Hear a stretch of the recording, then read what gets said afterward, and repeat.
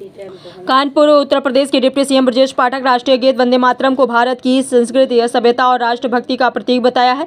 दरअसल सीएम योगी के स्कूलों में वंदे मातरम को अनिवार्य किए जाने के ऐलान के बाद जब सपा के कुछ नेताओं ने इसका विरोध किया तो डिप्टी सीएम ने उन पर हमला बोला। उन्होंने कहा कि यह गीत भारत माता का अभिनंदन करने वाला गीत है, जिसे सुनकर हर भारतीय गर्व और आत्मीयता से भर उठता है। उन्होंने कहा कि कुछ राजनीतिक दल केवल सस्ती लोकप्रियता और वोट बैंक की राजनीति के लिए इस पर विवाद पैदा कर रहे हैं। समाजवादी पार्टी द्वारा वंदे मातरम का विरोध किए जाने पर उन्होंने कहा कि यह सिर्फ मुस्लिम वोट बैंक की तुष्टीकरण राजनीति का हिस्सा है। उन्होंने कहा कि देश की जनता ऐसे लोगों को कभी माफ नहीं करेगी। बिहार चुनाव पर प्रतिक्रिया देते हुए उन्होंने कहा कि वहां एनडीए की सरकार बहुमत से बनने जा रही है। नीतीश कुमार के नेतृत्व में बिहार में एक मजबूत सरकार का गठन होगा। उन्होंने कहा कि कल होने वाला चुनाव ऐतिहासिक और इस बार महिलाएं बड़ी संख्या में एनडीए प्रत्याशियों के पक्ष में मतदान कर रही हैं। डिप्टी सीएम ने कहा कि बिहार में अब एक घुसपैठिए को मतदाता सूची से बाहर किया जा रहा है और यही व्यवस्था उत्तर प्रदेश में भी लागू होने जा रही है। सपा मुखिया अखिलेश यादव को हताश बताते हुए उन्होंने कहा कि उन्हें पहले अपने गिरेबा में झांकना चाहिए, क्योंकि जो लोग प्रदेश के नागरिकों का हक छीनने का काम कर रहे हैं उन्हें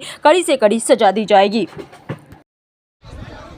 बोलो रोल, बोलो भैया रोल। आज कानपुर में आत्मनिर्भर भारत अभियान के तहत संगोष्ठी की कार्यशाला, इसके अलावा सरदार वल्लभ भाई पटेल जी की 150वीं जयंती के अवसर पर रन फॉर यूनिटी के कार्यक्रम में शामिल होने के लिए हम लोग कानपुर पहुंचे हैं। कानपुर में आत्मनिर्भर भारत पर कार्यशाला में आए हुए अपने सभी भाई बहनों के साथ साथ अपने क्षेत्रीय अध्यक्ष आदरणीय प्रकाश पाल जी का, अपने जिलाध्यक्ष जी का, अपने जनप्रतिनिधिगण का, माननीय विधायक जी का, अपने सभी पार्षदगण का, अपने सभी पार्टी के पदाधिकारियों का बहुत बहुत आभार प्रकट करता हूं। माननीय प्रधानमंत्री नरेंद्र मोदी जी के मार्गदर्शन में जिस ढंग से देश हर क्षेत्र में आगे बढ़ा है, नेतृत्व ने तय किया है कि भारत माता को 2047 में विकसित राष्ट्र के रूप में स्थापित करने के लिए हर क्षेत्र में हमें आत्मनिर्भर बनना पड़ेगा। उसी अनुक्रम में आज कानपुर की कार्यशाला में हम सब एकत्र हुए हैं। कृषि विज्ञान से लेकर अंतरिक्ष विज्ञान तक में भारत ने माननीय मोदी जी के नेतृत्व में बड़ी सफलता हासिल करने का काम किया है। भारत हर क्षेत्र में अपने पैरों पर खड़ा हो,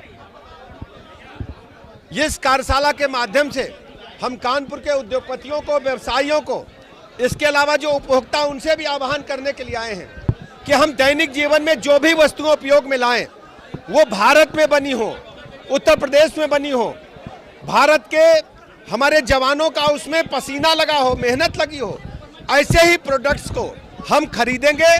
और व्यापारियों से मैं अपील करता हूं, ऐसे ही उत्पादों को, ऐसे प्रोडक्ट्स को हम बेचेंगे। जब तक भारत में निर्मित वस्तुएं, उत्तर प्रदेश में निर्मित वस्तुएं हम सब अपने दैनिक जीवन में या अपने प्रोजेक्ट्स में उपयोग में नहीं लाएंगे, तब तक इस अभियान को हम गति देने में तेजी के साथ सफल नहीं हो पाएंगे।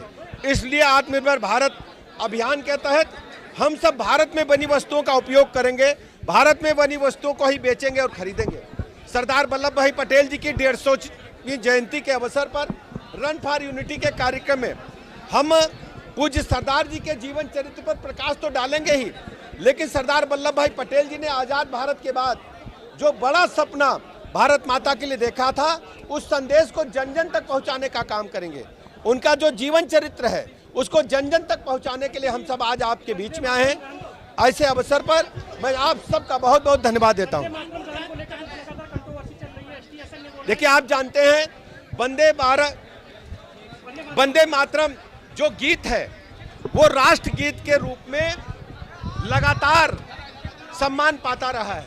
कांग्रेस ने लगातार इसमें ऐसे उपबंधों को हटाने का काम किया था जो भारत माता की वीर गाथा को तो गाते ही थे, लेकिन हमारी जो सांस्कृतिक परंपरा है, हमारी देवी देवता हैं, उनका भी वंदन इस गीत के माध्यम से था।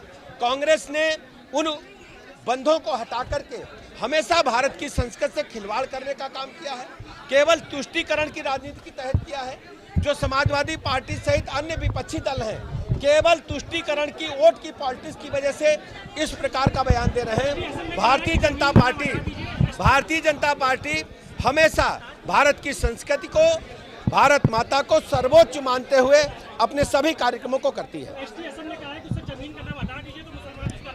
आप जानते हैं, केवल तुष्टीकरण की पॉलिटिक्स से इस प्रकार का बयान वो लोग देते हैं। उनका जो वंदे मातरम गीत है वो सदियों से लगातार भारत का एक एक नागरिक सम्मान के साथ उनका गायन करता रहा है।